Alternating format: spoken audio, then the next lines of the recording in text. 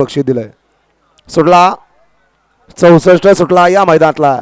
प्रभू श्रीराम रथोत्सवानिमित्त समस्त ग्रामस्थ नागठाणे आयोजित महाराष्ट्र केसरी भव्य आणि दिव्य मैदान आणि या मैदानाचा गडी क्रमांक 64 पळतोय आणि 64 मध्ये सुंदर अशी लढत पाहायला मिळते. कोण होतोय सेमी साडी पात्र.